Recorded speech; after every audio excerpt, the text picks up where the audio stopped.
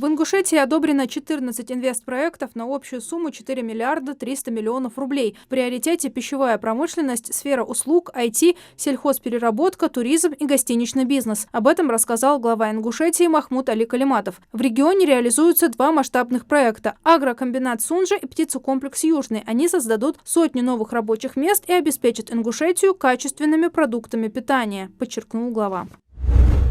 Общий объем экспорта республики за 2023 год составил свыше 26 миллионов 600 тысяч долларов, сообщил руководитель Ингушетии Махмуд Али Калиматов на полях Петербургского международного экономического форума. По его словам, основными отраслями здесь выступают продовольственные товары и сельскохозяйственное сырье с долей стоимости от общего объема экспорта в размере 92,1%. На остальные отрасли приходится 7,9%.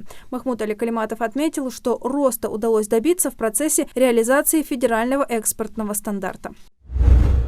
На Петербургском международном экономическом форуме власти Ингушетии провели деловые переговоры с Объединенными Арабскими Эмиратами, Бахрейном и Египтом с целью установления новых экономических связей и развития сотрудничества. В планах подписания меморандума о сотрудничестве с Министерством транспорта Египта. Это откроет новые возможности для развития транспортной инфраструктуры и логистики. Продолжится реализация соглашения о взаимной экономической интеграции с Азербайджаном. Также отмечена активная работа с белорусскими партнерами в соответствии с утвержденным планом мероприятий.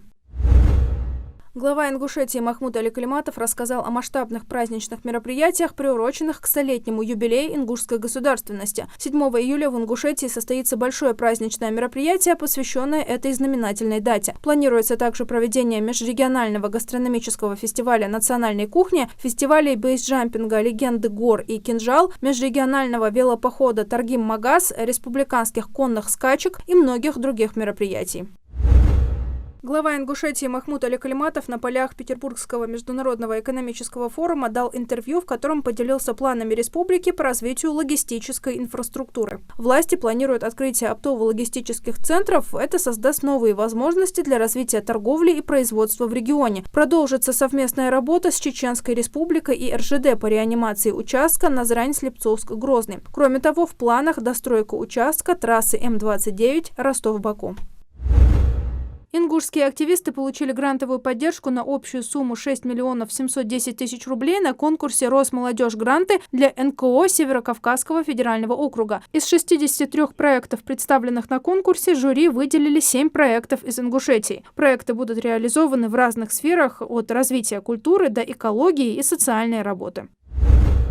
В Ингушетии продолжается строительство подстанции «Тихая». Уже смонтированы или газовые выключатели, трансформаторы тока, разъединители, ограничители напряжения, комплекты жесткой ошиновки, шинные опоры и порталы на класс напряжения с 330 киловольт. Основным потребителем электроэнергии от новой подстанции станет строящийся агрокомбинат Сунжа площадью 20 гектаров, который будет обеспечивать круглогодичное выращивание овощей.